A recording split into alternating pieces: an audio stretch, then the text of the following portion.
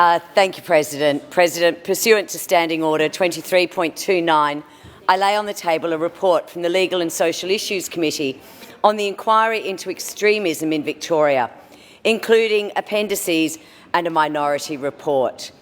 I further present transcripts of evidence, and I move that the transcripts of evidence lie on the table and the report be published. Question that transcript of evidence lie on the table and a report be published. So, opinion say aye.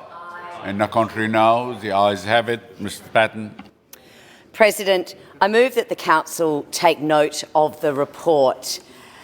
And I would just really like to start by acknowledging the extraordinary team that has guided the Legal and Social Issues Committee, not just through this inquiry and this report, but through the other 11 that we have done.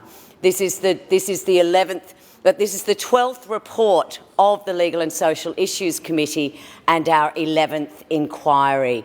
I'd also just like to recognise Dr. Ratnam in bringing this inquiry to the committee. And also her dedicated work into this inquiry, as well as all of the other committee members who took part in this inquiry. It's not normal, well, it's probably not, you would not normally expect a state parliament to be looking at an issue such as extremism. But you know, and we certainly followed on from our federal counterparts who had begun an investigation into extremism in Australia.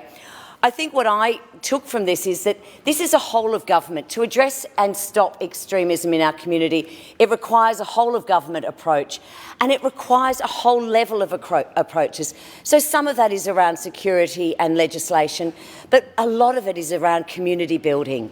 It is around addressing social exclusion.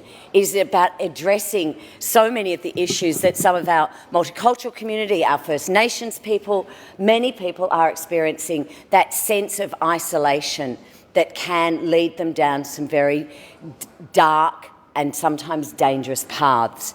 And this is certainly what we heard from sometimes very brave witnesses who gave evidence to this committee. They did that at personal risk, and at risk not just to themselves but to their families. Many of them have actually been attacked since giving evidence to this committee, so we are enormously grateful for that.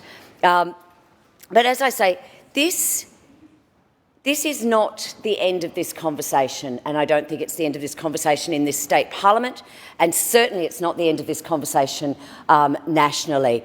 I feel that this report actually started the conversation about what we can do to address extremism in our community, and what we can do to not only address it but to prevent it.